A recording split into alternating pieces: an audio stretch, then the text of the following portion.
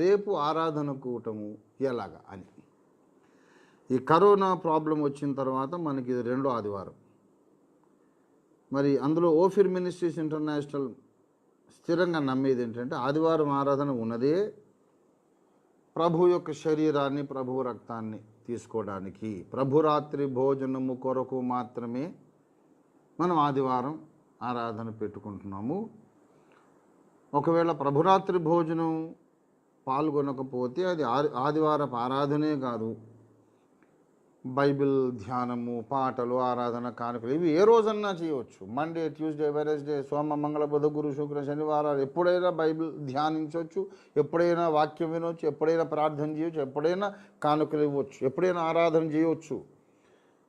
మిగతా 6 రోజుల్లో చేయకూడనిది ఆదివారం మాత్రమే చేసేది. అసలు ఆ పని చేయడానికే మనం కూడుకునేటటువంటి all important activity on Sunday is the communion service, taking part in the Lord's table. యేసునాథుని యొక్క పునరుద్ధాన దివ్య దేహమును, దివ్య రక్తమును భుజించి పానం చేసే ఆ అద్భుతమైన అనుభవాన్ని కొరకే మనం ఆదివారం వెళ్తాం. మరి ఇప్పుడు ఎలాగా? అవకాశం లేదు. నేను చెబుతున్నాను వినండి, క్లారిటీ. అందరూ అడుగుతున్నాను, నన్ను ఒక 100 మందిని ఫోన్లు చేసి అడుగుంటారు. నేను చెప్పాను 1000 మందికి ఎలా చెప్తాను, లైవ్లో వచ్చి చెప్తాను, అందరు వినండి అని చెప్పా. నేను చెబుతున్నా వినండి. రేపు రెగ్యులర్ చర్చెస్, ఆరాధన స్థలములు ఏవి ఓపెన్ చేయకండి. మేము కేంద్ర సంఘములో ఉన్నటువంటి నిజాంపేట్ చర్చిని మాత్రం మేము ఓపెన్ చేయం. ఎందుకు ఓపెన్ చేయమంటే అది ఆల్రెడీ ఓపెన్ ఉంది. మన ప్రభుత్వం వాళ్ళ పుణ్యం అని వాళ్ళే ఇచ్చిన ల్యాండు, మేము చర్చ్ కట్టుకోబోతుంటే వచ్చి మళ్ళీ వాళ్ళే అడ్డంగా మాట్లాడి ఏదో మతోన్మాదులు కొంతమంది ఇన్ఫ్లుయెన్స్ చేస్తారు, మమ్మల్ని ఇబ్బంది పెట్టారు అని చేత వాళ్ళ పుణ్యం అనేది ఓపెన్ ఉంది ఆల్రెడీ. కనుక ప్రభుత్వం వాళ్ళకి నేను అప్పీల్ చేస్తున్నాను, I cannot close my church because you kept it open. మేము ఒక ఎక్సెప్షన్, అంటే రంజితో ఫిర్ అన్నిట్లో ఎక్సెప్షనే కదా, ఇది కూడా ఎక్సెప్షన్. అదొక్కటి మాత్రం ఓపెన్ ఉంటుందండి. మిగతా చర్చిలన్నీ క్లోజ్ చేయాలి. Never open. ఇక్కడ హైదరాబాద్ కానీ, వరంగల్, కాజీపేట కానీ, నిజామాబాద్ కానీ, రాజమండ్రి కానీ, కాకినాడ, సామర్లకోట, విశాఖపట్నం, శ్రీకాకుళం, ఒరిస్సా, పర్లాకిమిడి, ఈవెన్ మధ్యప్రదేశ్, అన్నీ ఎక్కడైనా సరే, even up to Rajasthan, Delhi, Kerala, Bengaluru, ఇలాగా ఎక్కడెక్కడ ఉన్నాయో చర్చెస్, కొన్ని పల్లెటూర్లలో, కొన్ని మెట్రోపాలిటన్ సిటీస్లో, చెన్నైలో, ఎక్కడ ఓఫీరిస్ట్ చర్చెస్ ఉన్నా సరే వాడు తాళం పెట్టేసేయండి. అస్సలు మీరు రెగ్యులర్ చర్చెస్ని అసలు మీరు ఓపెన్ చేయనే వద్దు. అన్నీ మన మనిషికి అనుకుంటున్నాం కదా. ఈ కరోనా వైరస్ ద్వారా ఈ విపరీత పరిస్థితి వచ్చినందుకు ఒక్క మేలు జరుగుతుంది, అనేక మేలు జరుగుతున్నాయి. అందులో ఇప్పుడు చెప్పుకోవలసింది ఏంటంటే, Christianity has nothing to do with places, special places of worship or gathering or offering pujas to a deity. Christianity is not about particular place of worship.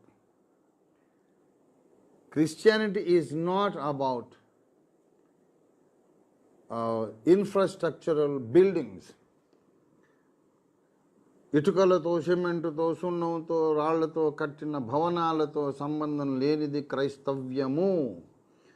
క్రైస్తవ ధర్మం ఏమిటనగా పెద్ద పెద్ద గోపురాలతో కట్టినటువంటి వెల్ ఫర్నిష్డ్ బిల్డింగ్స్ కాదు, క్యాథీడ్రల్స్ కాదు, పెద్ద పెద్ద కోట్లు ఖర్చు పెట్టి కట్టే ప్రార్థనాలయాలు, పెద్ద గోపురము, గంట, లోపల బెంచీలు, మంచి ఫర్నిషింగ్స్, గ్లాసెస్ మీద చక్కని చిత్రాలు. This is not Christianity. This is not essentially Christianity. No, Christianity is just a relationship with Jesus Christ, a relationship with God the Creator. समझ गए बात? अच्छा गौर से सुन लेना, कान खोल कर. అందరు కళ్ళు ముక్కులు చెవులు తెరుచుకొని వినాల. క్రైస్తవ్యం అనగా చర్చి బిల్డింగ్లు కాదు. కొంతమంది బెవహూఫ్లు ఉన్నారు చూడు, చర్చిలు కూలగొడితే క్రైస్తవులు గాయపడతారని అనుకుంటున్నారు. బెవహూఫ్లే వాళ్ళు, తలకాయలు మెదడలేదు. ఓరి తిక్కలోడా, మాకు చర్చిలు ముఖ్యం కాదురా విధవాయి అని మేము చెప్తున్నాం.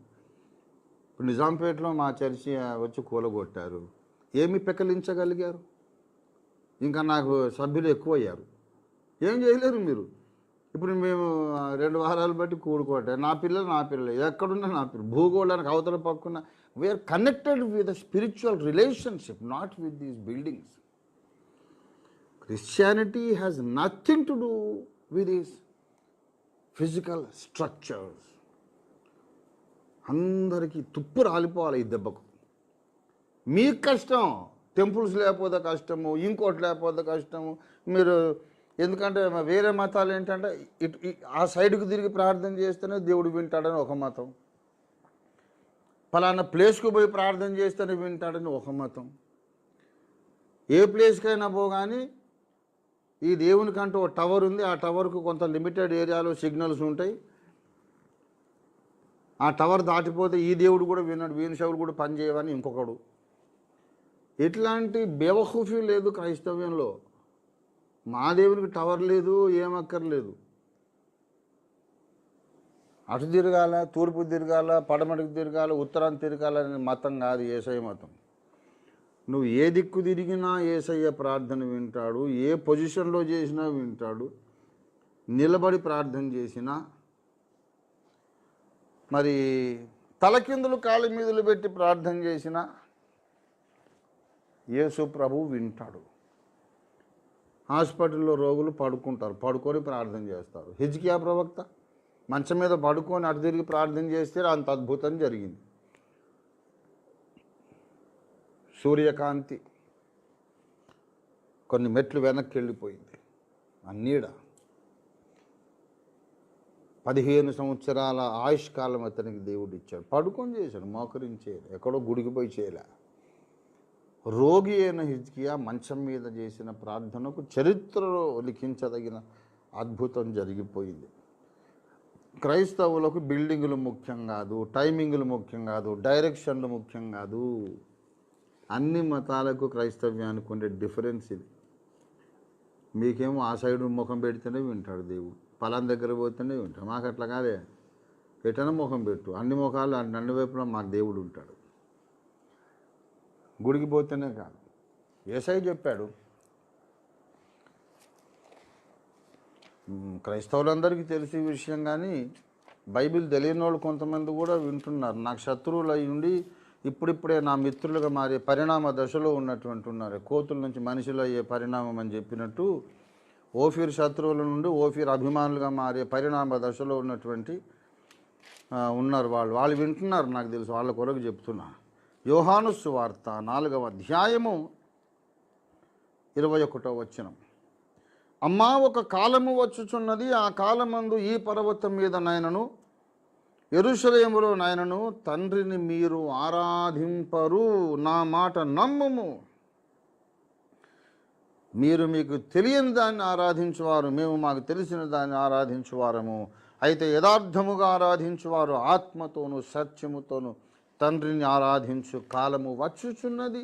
యేసు ప్రభువారు సమరీ స్త్రీతో ఆ యొక్క సుఖారను గ్రామము యాకోబు బావి దగ్గర చెప్పినటువంటి మాట,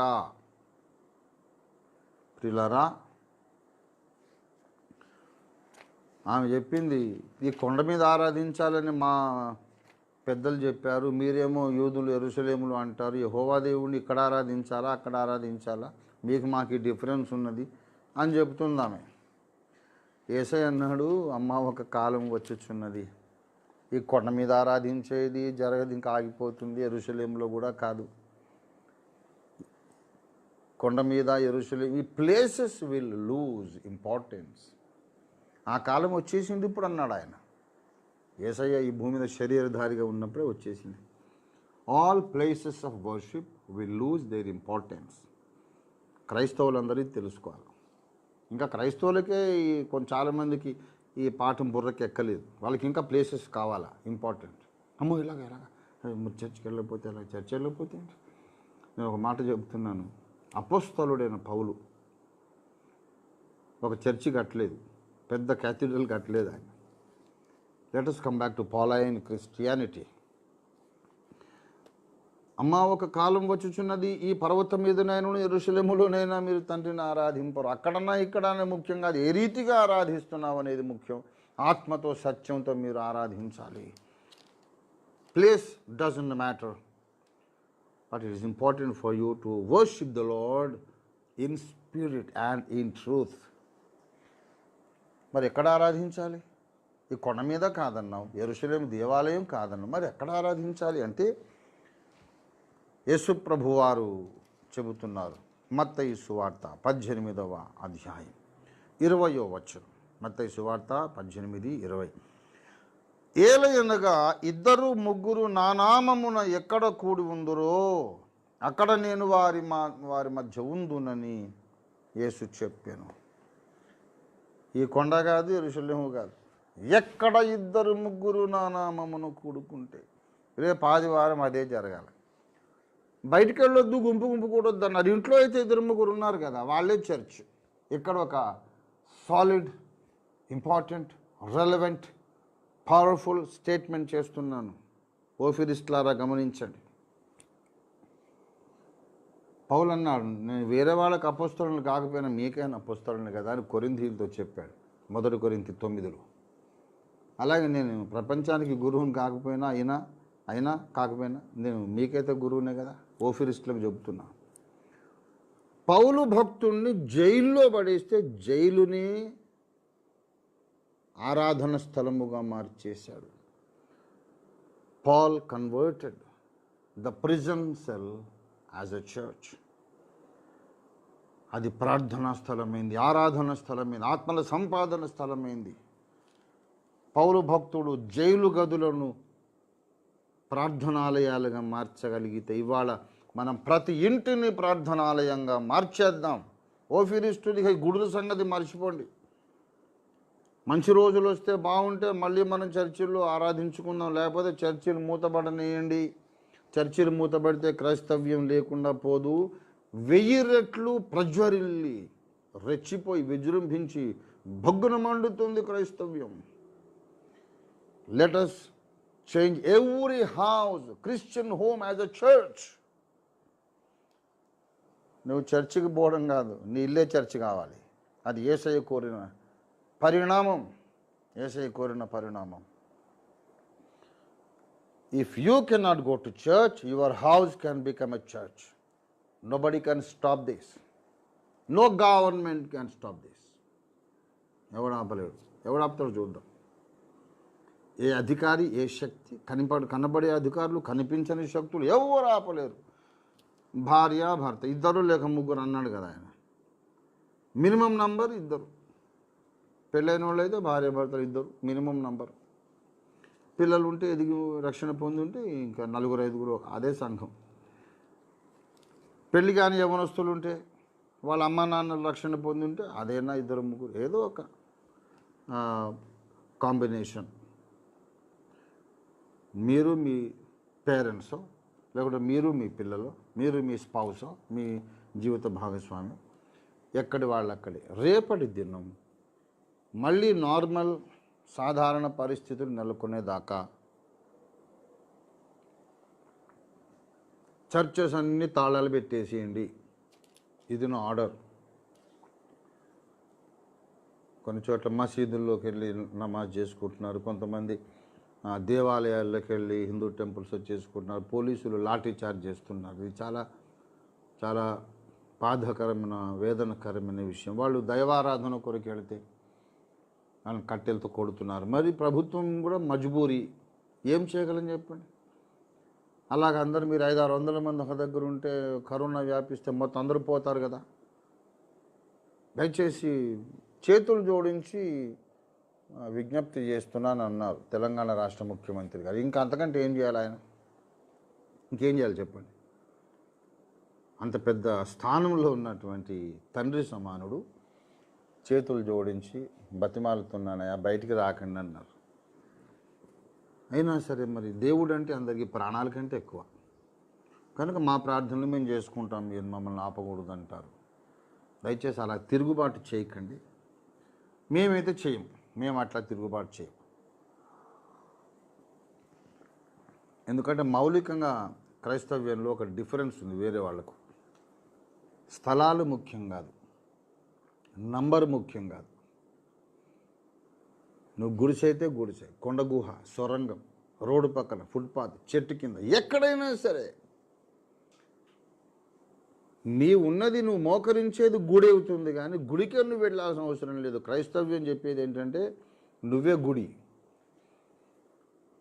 నువ్వే గుడి. మీరు దేవుని ఆలయమై ఉన్నారు, నేనే గుడి, నువ్వే గుడి. రక్షణ పొందిన వారు, నమ్మి బాప్తిస్మం పొందిన వాళ్ళందరూ ఒక్కొక్కడు ఒక living temple, walking talking temple. నేనే గుడి, ఇంకో గుడికి నేను పోవడం ఏంటి? నేను గుడి, మా ఆవిడ గుడి, నా పిల్లలు ఒక్కొక్క గుడి. 4 గుడులు కలిసి ఒక దగ్గర ఉంటే మళ్ళీ మేము ఇంకో గుడికి పోవడం ఏంటి? ఆ మైండ్ సెట్కి రావాలి.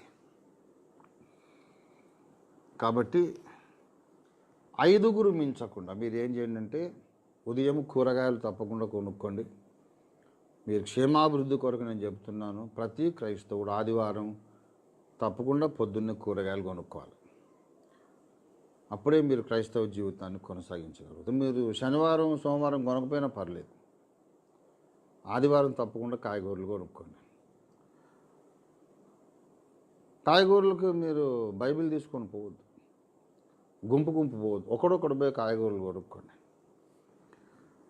5 మించకుండా ఒక్క 10 నిమిషాలు ప్రార్థన చేసుకొని, ప్రభు రొట్టె విరుచుకొని ప్రార్థన చేసుకొని వెళ్ళండి. ఎక్కడైతే అసలు regular places of worship open చేద్దని చెప్పాను. ఇంట్లో ఇప్పుడు మా ఇంట్లో 4 ఉన్నాం అనుకోండి, ఇంకొక మనిషిని చేర్చుకోవచ్చు. మోకరించి ప్రభు రొట్టె విరిచి ఇచ్చేసి దేవుని స్తుతించి వెళ్ళిపోవాలి, అంతే. పావుగంట అరగంట మించొద్దు. మీరు వాయిద్యాలు పెట్టి, భజనలు పెట్టి, డోలకులు కంజర్లు పెట్టి ఆరాధన చేసే రోజులు ఇప్పుడు కాదు. అవన్నీ మానేసేయండి. అసలు పాటలు వద్దు, ఆరాధన వద్దు. ఓపెనింగ్ ప్రేయర్, తర్వాత వాక్యం చదవండి, స్ప్లిట్ అయిపోండి. 100 మంది ఒక దగ్గర కూడదు, 100 మంది 20 చోట్ల కూడుకోండి. 5 20 minutes. స్తోత్రం ప్రభువా, నీ మరణాన్ని మేము జ్ఞాపకం చేసుకుంటున్నాం, ప్రచురిస్తున్నాం. రొట్టె విరిచి ప్రార్థన చేసి వెళ్ళిపోండి. చాలామంది అభిషిక్త సేవకులు ఉన్నారు, వాళ్ళందరికీ పంచిపెట్టేసేయాలి. ఆయా ప్రాంతాల్లో దగ్గర పట్టున్న వాళ్ళు 4 చాలు వేసే, అంతే. 2 లేక 3 అన్నాడు. ఏం పావుగంటలోనే ఏమీ కరోనా వచ్చేసేది. కాస్త అయినా సరే మీరు మాస్కులు కట్టుకొని వెళ్ళాలి. మాస్కులు కట్టుకొని చేతులు సబ్బుతో కడుక్కొని వెళ్ళండి. ఎవరికి షేకండి ఇవ్వద్దు. క్రైస్తవ ప్రేమ అంద తర్వాత సహోదర ప్రేమ కలిగి ఉండాలని చెప్పి కావలించుకొని మీరు షేకండ్లు ఇచ్చుకోవద్దు. ప్రభువైన యేసుని ఎలా ప్రేమిస్తున్నారు అలాగే ప్రతి క్రైస్తవుని ప్రేమించండి. యేసుకు మీరు షేకండి ఇవ్వకుండానే ప్రేమిస్తారుగా, యేసుని హగ్ చేసుకోరు కదా. అలాగే ప్రతి క్రైస్తవుని అలాగే దూరం నుంచి ప్రేమించండి. ప్రైజ్ లార్డ్ బ్రదర్, అమ్మ సిస్టర్, ప్రైజ్ లార్డ్, మోకరించండి, ప్రభు వెళ్ళొస్తాను చెప్పి వచ్చి వెళ్ళిపోవడం. మాస్కులు కట్టుకోండి. ఒక ముఖ్యమైన సూచన, ప్రభురాత్రి రొట్టె తినేటప్పుడు మాస్క్ తీయండి, నోటికి అది అడ్డం ఉంటుంది. మీరు మాస్క్ కట్టుకొని రొట్టె తినేటప్పుడు సార్ ఇది అడ్డం వస్తుంది సార్ అని నాకు ఫోన్ చేయకండి. అది అడ్డం వస్తుంది, కొంచెం ఆ మాస్క్ ఉన్నా సరే కొంచెం లేపి లోపల నుంచి తినేసి మళ్ళీ మాస్క్ పెట్టుకొని అందరికీ హాయ్ బాయ్ చెప్పి వెళ్ళిపోండి. నేను అలాగే చేస్తాను. ఎలాగనుకున్నారు? మాస్క్ తీసి రొట్టె తింటాను. నేనున్నాను, 1-2 అంతే. హలో హలో అంటాం, సెకండ్ లేదు, హగ్ లేదు, పాట లేదు, భజన లేదు.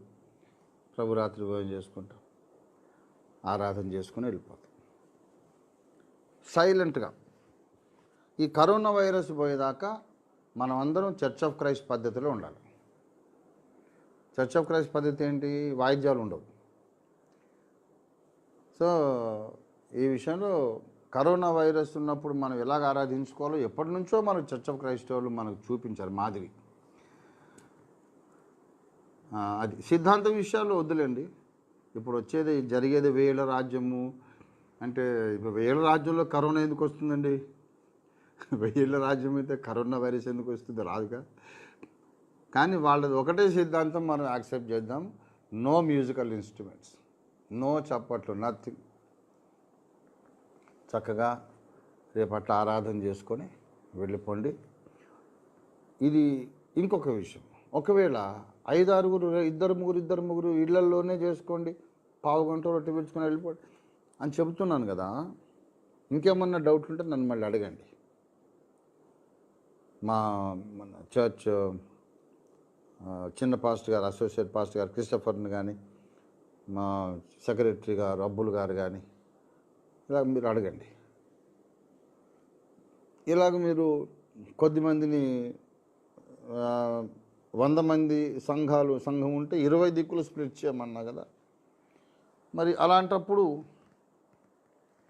అభిషిక్త సేవకులు ఉంటేనే ప్రభు యొక్క రొట్టె విరవాలి కదా అనేది ఒక ప్రశ్న. అభిషిక్త సేవకులు లేకపోతే అప్పుడు ఏం చేయాలి అని అంటే, ఇంకొక విషయం ఏంటంటే, నేను ఒక కొత్త పద్ధతిని ఇప్పుడు చెప్తున్నా. అభిషిక్త సేవకుడు ఎక్కడున్నాడో చాలా సంఘాల్లో ఇలా చేస్తారు. దైవజనుడు ప్రార్థన చేస్తూ ఉంటే ఆ సంఘంలో ఉన్న ఎల్డర్స్ ఆ సమయానికి అభిషిక్త సేవకుడు నేను మీకు అధికారం ఇస్తున్నానని ప్రకటించి ఒక ప్రార్థన చేసి తర్వాత ఆ సంఘంలో పెద్దలు ఎవరైతే ఉన్నారో, ఇక్కడ అయ్యగారు ప్రార్థన చేయవచ్చు, మీరు అక్కడ విరవచ్చు, ఏం పర్వాలేదు. ఆ సమయానికి ఆయన విరిచినట్టే. ఇలాగ మనము అవసరం మేరకు మనము అడ్జస్ట్ అవుదాం. ఇలా కూడా అవకాశం లేని వాళ్ళు ఏం చేయాలి? కొన్ని చోట్ల ఏంటంటే గట్టిగా అవసరాన్ని మించి పోలీసులు కూడా కొంచెం వాళ్ళ పవర్ వాళ్ళు చూపిస్తున్నారు. ఆదివారం అంటే ఇక వీళ్ళే ఉంటారా, ఇంకెవరు ఉంటారు? క్రైస్తవులు కనుక సాధ్యమైనంత వరకు వాళ్ళని మనం ఆపుదాం అనే వాళ్ళు కూడా కొంతమంది ఉంటారు కదా. గాడ్సే బ్రదర్స్, కొంతమంది గాడ్సే బ్రదర్స్ అన్ని చోట్ల ఉంటారు. అన్ని బ్యూరోక్రాట్స్లో ఉంటారు, రాజకీయాల్లో ఉంటారు, టీచర్స్లో ఉంటారు, డాక్టర్స్లో ఉంటారు. ఒకరో ఇద్దరు ఉంటారులేండి, అందరు ఉండరు. ఎక్కువ మంది గాంధీ బ్రదర్సే 1 or 2% గాడ్సే బ్రదర్స్ ఉంటారు. అలాంటప్పుడు వాళ్ళు అడ్డుకుంటారు. అసలు ఎక్కడికి వెళ్ళలేము, అభిషిక్త సేవకుడేమో లేడు, మేము అసలు ఇవాళ ప్రభు వల్ల ఏ రకంగా కూడా తీసుకునే అవకాశమే లేదు అనుకున్న వాళ్ళను సిలువ మీది దొంగ కోటా కింద యేసయ్య క్షమించేస్తాడు, మీరు ప్రశాంతంగా ఉండండి, ఏమి ఇబ్బంది లేదు, ప్రభురాత్రి భోజనము మీరు తీసుకోకపోయినా ఆశ కలిగి ఉన్నారు, మీరు తీసుకోలేకపోయారని యేసయ్య మీకు మార్కులు వేస్తాడు. ఇస్సాకును బలి ఇవ్వకపోయినా అబ్రహాము బలి ఇచ్చాడు అని రాసినట్టు, శిలువ మీద దొంగ బాప్తిస్మం పొందకపోయినా నమ్మి బాప్తిస్మం పొందిన వాళ్ళని తీసుకెళ్ళినట్లుగా పరదేశికి ఎలా యేసు తీసుకెళ్ళాడో అలాగా ఇప్పుడు మీకు సాధ్యం కానప్పుడు మీ హృదయంలో ఉండే ఆశనే మీరు ప్రభురాత్రి భోజనం తీసుకున్న చర్యగా దేవుడు పరిగణించి ఫుల్ బ్లెస్సింగ్ ఇచ్చేస్తాడు. ప్రభురాత్రి భోజనము లేనిది అసలు ఆదివారం ఆరాధనే కాదు, క్రైస్తవ జీవితమే కాదని గట్టిగా బల్లలు గుద్ది మరీ చెప్పామా మనం? నేను 4 ఆదివారాలు ప్రభు బల్ల తీసుకోలేదు, మీకు తెలుసా? అవునా పాస్టర్ గారు, మీలో కూడా ఇట్లాంటి వీక్నెస్ ఉందన్నమాట అని ఆ పక్కనే ఇప్పుడు పరిణామ దశలో ఉన్న వాళ్ళు తిక్కలోళ్ళు ఉంటారు కొంతమంది. సరే పూర్తిగా నా సంగతి తెలియదు కదా. దొరికాడు ఓఫీర్ గారు అని అట్లా 1,00,000 సార్లు బోల్తాబడి ఉంటారు. వాడు ఓఫీర్ గారు దొరికేది ఉండదు. నేను చెప్పేసి సరిగ్గా వినాలి. నేను 4 వారాలు ప్రభు వల్ల తీసుకోలేదు. ఎప్పుడు తెలుసా? శంకరపల్లికి వెళ్ళాను, సువార్త చెప్పడానికి రావద్దన్నారు, అయినా వెళ్ళాను. నా తలబాగలో కొట్టారు, గాంధీ హాస్పిటల్లో ఉన్నాను. 4 కర్మ 6 సండేస్ అనుకుంటా. తల పగిలిపోయింది, నెత్తుటి మడుగులో పడిపోయా. ఈ ముందున్న పళ్ళు మొత్తం ఇది చీకిపోయింది, చెక్కిలి ఎముక ఇది పగిలిపోయి, ఇది విరిగిపోయింది. కాళ్ళు కింద పెట్టి నడవలేని పరిస్థితి, నజ్జు అయిపోయినాయి 2 కాళ్ళు. అలాంటి పరిస్థితుల్లో నేను ట్రీట్మెంట్లో ఉన్నాను. ప్రభురాత్రి భోజనానికి నేను రాలేదు. ఆ గాయాలతో నేనుండి నా సంఘ పెద్దల్లో 2 ఉన్నారు. వాళ్ళు తర్వాత భ్రష్టులు అయిపోయి ఇంకో సంఘం పెట్టుకొని మళ్ళీ పోయి ఎట్లు పడ్డారు, అది వేరే సంగతి అనుకోండి. వాళ్ళని పిలిచి నా చెయ్యి వాళ్ళ తల మీద ఉంచి ప్రార్థన చేసి, తండ్రి కుమార పరిశుద్ధాత్మ త్రియేక దేవుని ఏకనామమైన యేసునామములో మిమ్మల్ని నేను ప్రతిష్ఠిస్తున్నాను. మీరు వెళ్ళి మళ్ళీ నేను వచ్చేదాకా సంఘానికి ప్రభు బలం మీరు మిస్ కాకుండా ఇవ్వండి అని చెప్పాను. నేను హాస్పిటల్లో ఉన్నాను, గాయాలతో, పచ్చి గాయాలతో. నేను 6 వారాలు తీసుకోలేదు. అంటే నాకు బలమైన కారణం ఉంది. పాసిబుల్ కాదు, నేను వెళ్ళలేను. గనుక అలాంటి పరిస్థితి ఉన్నప్పుడు, నీకు అవకాశము లేనప్పుడు, దేవుని ఆజ్ఞలను నీవు ఆచరణాత్మకంగా పాటించకపోయినా నీ హృదయంలోని ఆశనే దేవుడు నీవు ఆచరించినంత విలువ కట్టి నీకు మార్కులు వేస్తాడు, ఆశీర్వాదాలు ఇస్తాడు, బహుమానాలు ఇస్తాడు. అబ్రహాము ఇస్సాకును బలి ఇవ్వలేదు, దేవుడు ఆపేశాడు. కానీ అబ్రహాము ఇస్సాకును బలి అర్పించెను అని లేఖనంలో, హెబ్రీ పత్రికలో, యాకోబు పత్రిక 2 సార్లు దేవుడు రాయించాడు. అర్పించలేదే, కానీ బలంగా ఆశించాడు, అది అర్పించినంత విలువ. అలాగే ప్రభురాత్రి భోజనాన్ని నేను చెప్పినట్టు మీరు చిన్న గ్రూపులుగా, చర్చిలో కాదు, ఎవరి దగ్గర పట్ల ఉన్న ఇళ్ళలో 2-3 కూడుకొని అందుబాటులో ఉన్న అభిషిక్త సేవకుల ద్వారా ఎక్కువ టైం కాకుండా 1 పావు గంట రొట్టె విరిచి ప్రభువును స్తుతించి పాల్గొని కానుకలు వేసి వెళ్ళిపోయి. పోయిన వారు అలాగే చేశాం. ఎవరికి తెలియదు, ఎందుకంటే 2-3 4 ఎవరికి తెలియదు, అలాగే చేసేసాం. అలాగే నెక్స్ట్ వీక్ కూడా చేయండి. మళ్ళీ నార్మల్ పరిస్థితులు నెలకొనే వరకు అలా చేయండి. అవకాశం లేని వాళ్ళు మోరియా కొండ మీద అబ్రహాం లాగా మార్కులు వచ్చేస్తాయి. శిలువ మీద ఇంకొక మార్కులు వచ్చినట్టు మీకు మార్కులు వచ్చేస్తాయి. So be happy. ఇంకా మీకేమైనా క్లారిటీ కావాలంటే నన్ను మా సంఘ నాయకుల్ని, కేంద్ర నాయకుల్ని మీరు అడగండి. ఓకే. యథార్థవాది టీవీ ఈ యూట్యూబ్ ఛానల్ను తప్పకుండా మీరు సబ్స్క్రైబ్ చేయండి, లైక్ చేయండి. అక్కడ ఉన్నటువంటి ఆ బెల్ ఐకాన్ని మీరు ప్రెస్ చేయండి. అప్లోడ్ అవుతున్నటువంటి ఈ యొక్క విశేషమైనటువంటి ప్రాముఖ్యత కలిగిన, సమకాలీన ప్రాధాన్యత కలిగినటువంటి అనేక సందేశాలు వెంటనే మీకు నోటిఫికేషన్ వస్తుంది. So without fail, please like and subscribe the Yadharthavadi TV YouTube channel. God bless you.